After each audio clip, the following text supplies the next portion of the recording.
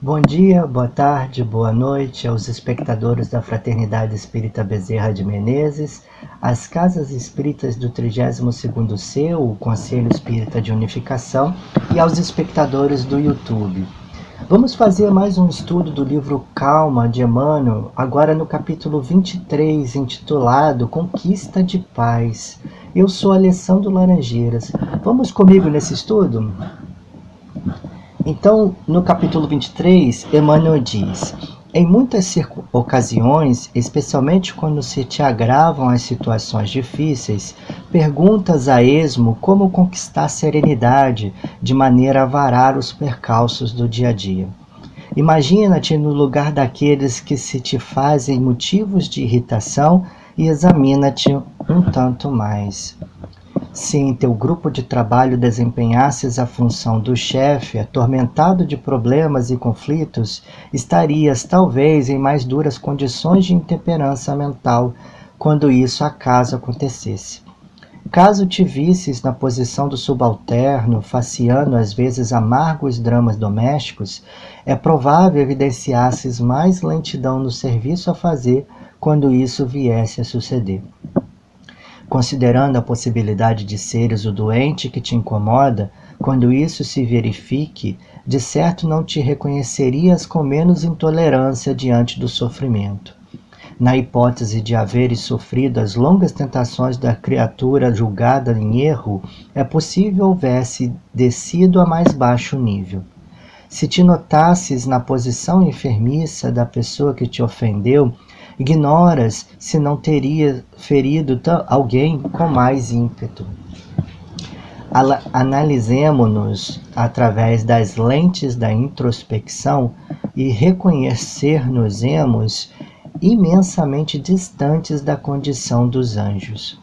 Isso nos ensinará que os companheiros com os quais convivemos nem sempre conseguirão apresentar, por enquanto, qualidades que ainda não possuímos, e raciocínios mais profundos nos farão sentir a necessidade de calma e tolerância de uns para com os outros em todos os momentos inquietantes da vida.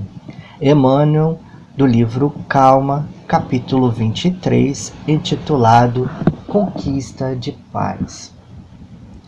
Essa conquista de paz, ela é muito importante, né? Porque diante de situações adversas, né, a gente precisa fazer esse movimento, né, de harmonização ou de conquista da paz. E essa mensagem de Emmanuel, então, traz alguns elementos muito importantes para a gente compreender como fazer essa conquista da paz, como fazer esse movimento. Temos alguns recortes dessa mensagem. O primeiro deles diz: em muitas ocasiões, especialmente quando se te agravam as situações difíceis, perguntas como conquistar serenidade para varar os percalços do dia a dia. Imagina-te no lugar daqueles que te provocam irritação e examina-te um tanto mais. Como conquistar serenidade, como está em destaque aí logo no início? Como conquistar serenidade? O que é serenidade? E quando ela se faz mais necessária? Né? Então, para a gente compreender um pouco, né, vamos para a primeira parte. O que é a serenidade? No dicionário Priberan, né, companheiro nosso de tantas reflexões, o termo serenidade significa qualidade ou estado de sereno, tranquilidade, calma, sangue frio, imperturbabilidade. Esse termo imperturbabilidade me lembra, né, da paz do fundo do oceano da alma. É um termo muito interessante que representa essa serenidade, ou como aí no dicionário nos diz, né, é o estado de tranquilidade, o estado de calma, o estado de imperturbabilidade. A paz, no fundo, ela independe da tormenta na superfície, né? Independente se tem ventos fortes ou um furacão, ou raios rasgando o céu, ou ondas gigantes acima da superfície, Abaixo do oceano está sempre tranquilo, sempre movimentos leves, lentos, multicoloridos, né? Como nós vemos na nossa imagem aí, uma moça flutuando, né? No fundo de um mar, de um recipiente, né? E aí a vestimenta dela flutua levemente, né? Sempre tranquilo, sempre movimentos leves, suaves, né? Essa que é a serenidade, é essa paz do fundo do oceano da alma. É no fundo nosso, né, do nosso interior, da nossa alma, a gente se manter sempre nesse estado de tranquilidade, nesse estado de imperturbabilidade, independente do que está fora de nós, né? E assim a gente consegue lidar com as situações com mais assertividade, né? Com mais acerto. E aí então, quando essa serenidade se faz necessária? Quando que ela se faz mais necessária? Né? É diante dos percalços do dia a dia, né? Quando se agravam as situações difíceis, como diz Emmanuel nessa mensagem, né, do capítulo 23, ou como André Luiz chama, né, com um termo bem interessante que chama bastante atenção, ele chama nos momentos graves, né, essa paz do fundo do oceano da alma, essa serenidade, ela é muito necessária nos momentos graves. Ou também no livro Calma, como Emmanuel chama, né, no título do capítulo 12, ele chama Podando Irritações, como nós já vimos em outros estudos. Né?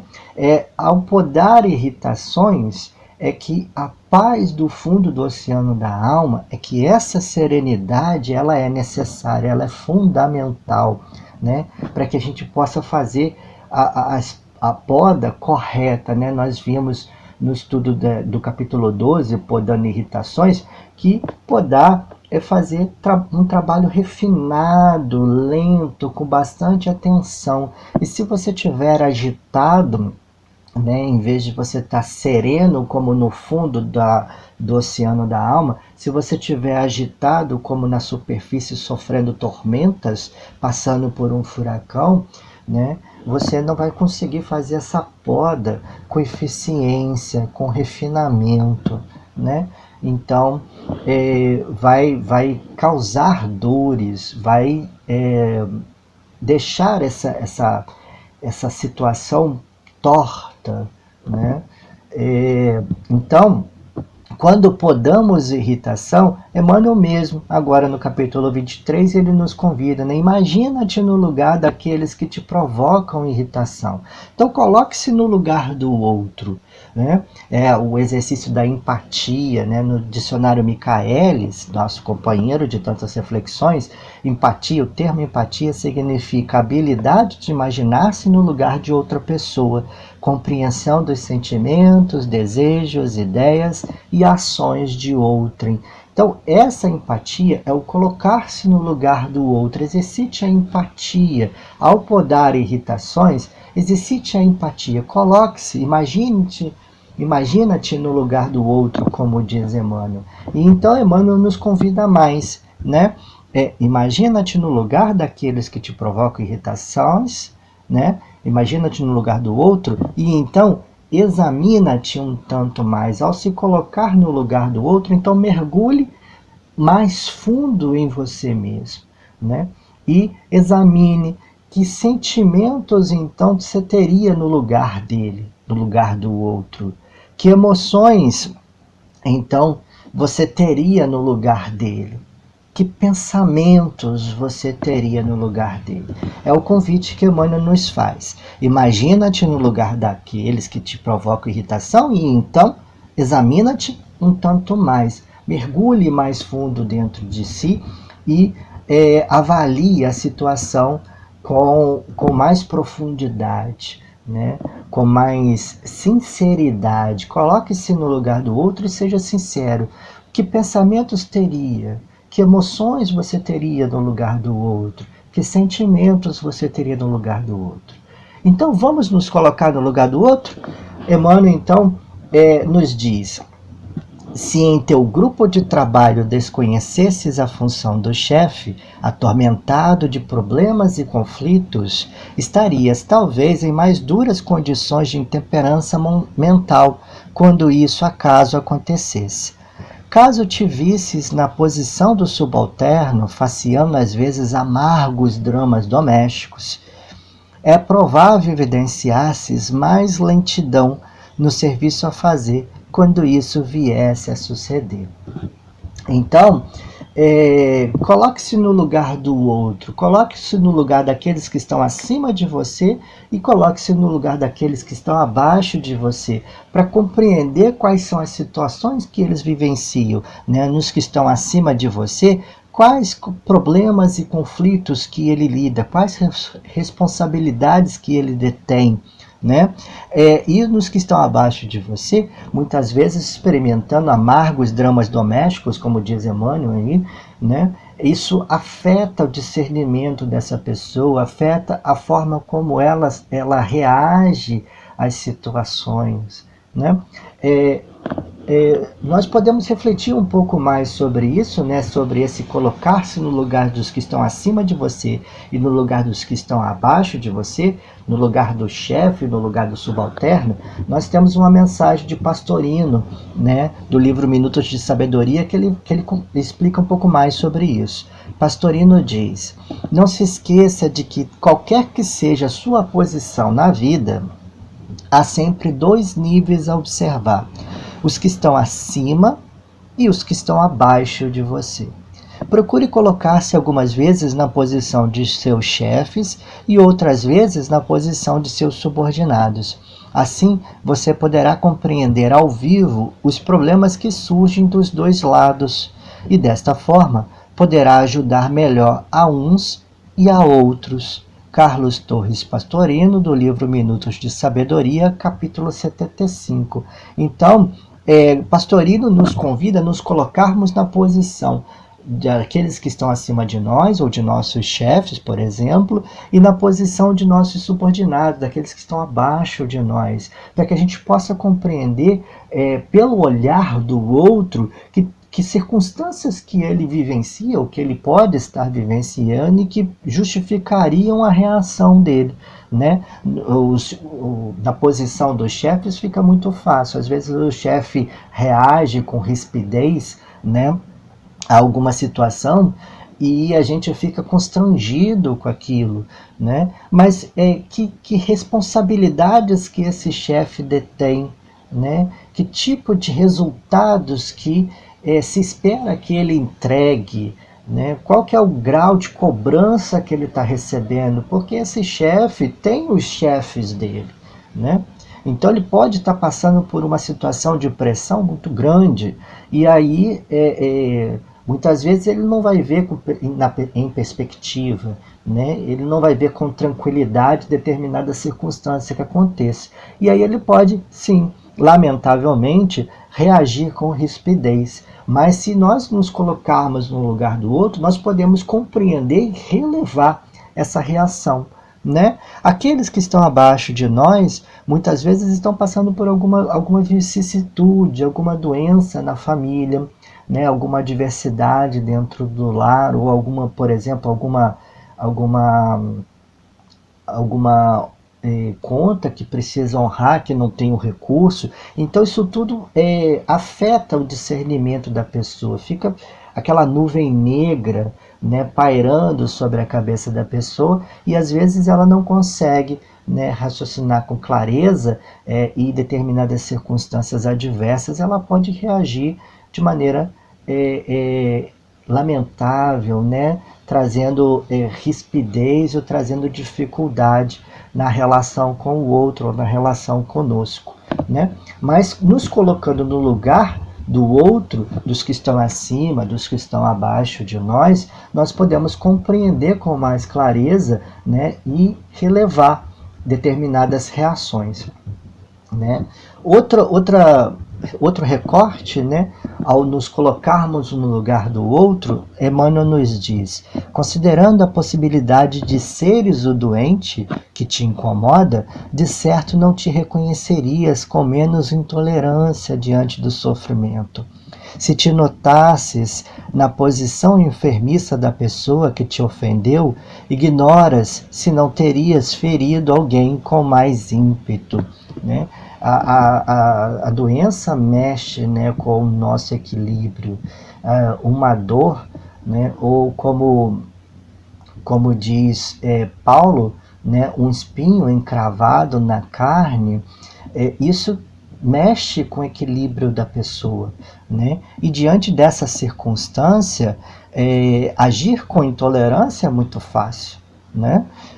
Ferir alguém com ímpeto é muito fácil. E ao nos colocarmos no lugar do outro, nós podemos perceber essas circunstâncias e relevar, né? Podando irritações, não alimentando essa chama da rusga que está acontecendo, do embate que está acontecendo naquele momento. Às vezes, agindo com serenidade, né, o outro percebe que está se excedendo e se tranquiliza também, né? Desacelera aquele estado, aquela emoção que está tomando conta dele. Né? Então, a forma como nós agimos, né, ao podar irritações, ou ao conquistar a paz, que é o tema desse capítulo, né, que está muito ligado com podar irritações. Né? São movimentos muito similares. Então a gente conquista o outro, né? Contagia o outro com esse estado de serenidade, e o outro não vai conseguir chegar ao nosso estado de serenidade, mas ele vai desacelerar, né? Ele vai respirar. Muitas vezes acontece isso, né? Diante de um embate, diante de uma circunstância difícil, ou como diz André Luiz, nos momentos graves, né? Nós não respiramos, né? E aí isso mexe muito com a forma como nós lidamos com a circunstância. Nós lidamos pior com a circunstância quando não respiramos. E é um ato tão simples, tão natural, tão automático, e que a gente deixa de fazer diante de circunstâncias difíceis.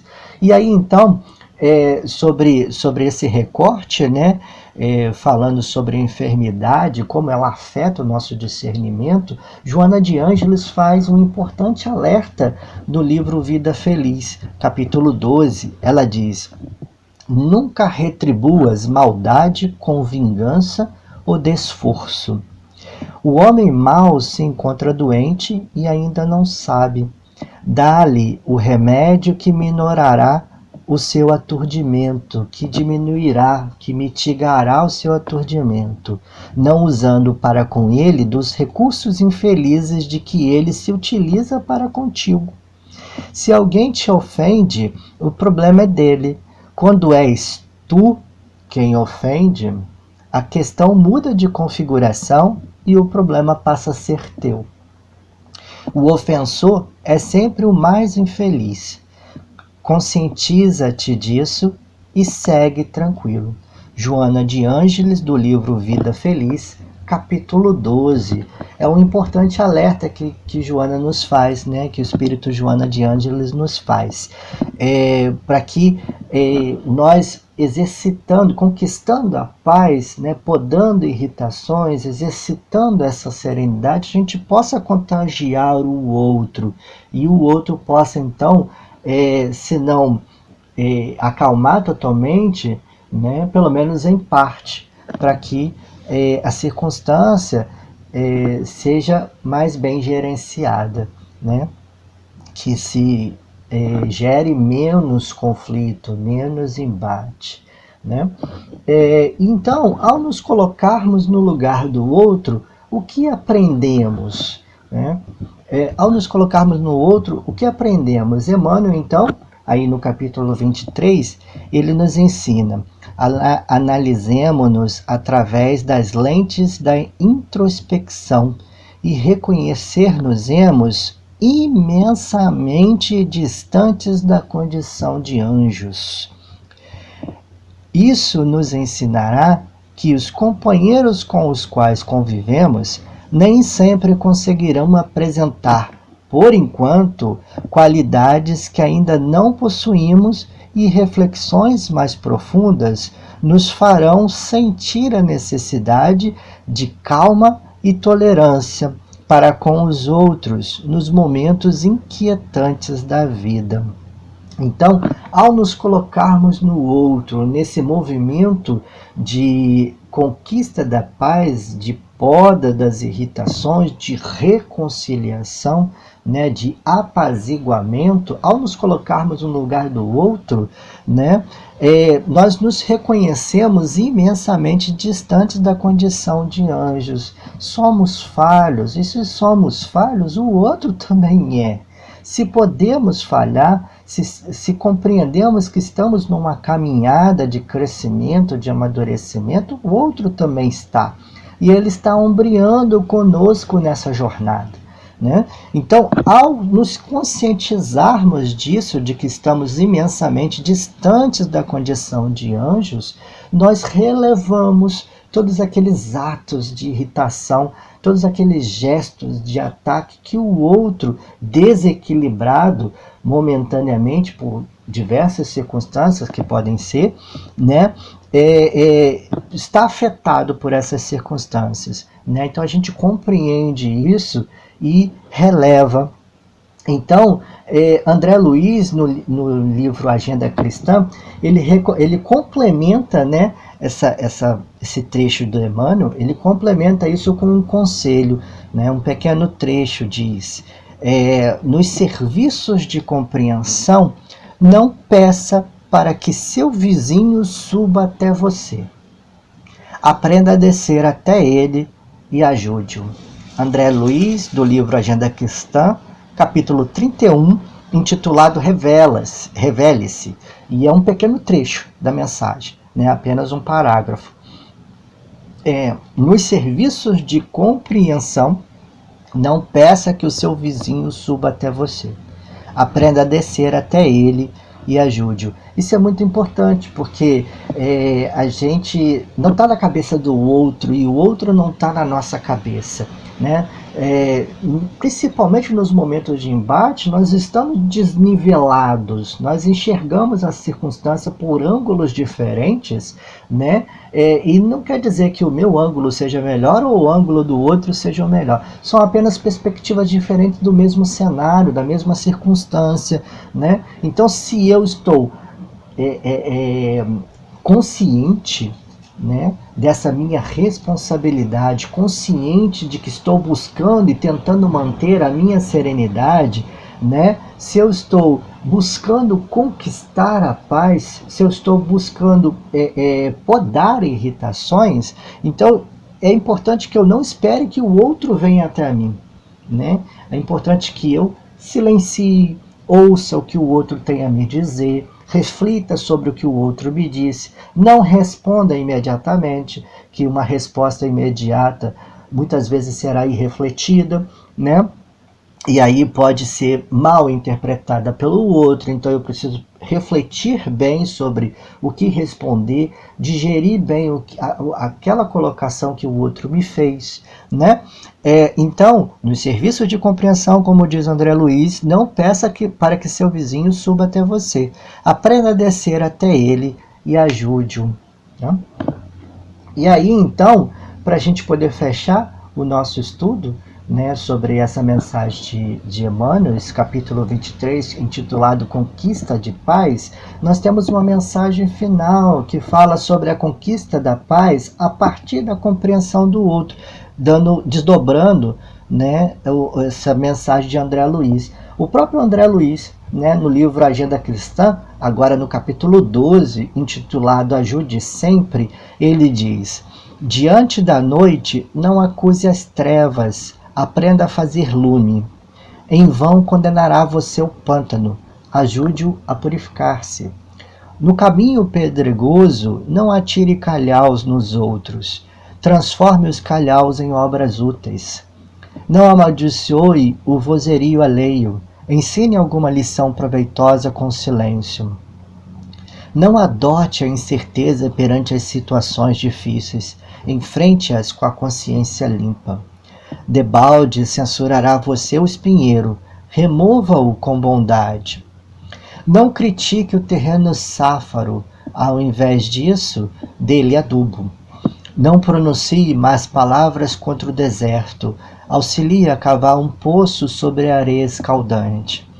Não é vantagem desaprovar onde todos desaprovaram, ampare o seu irmão com a boa palavra.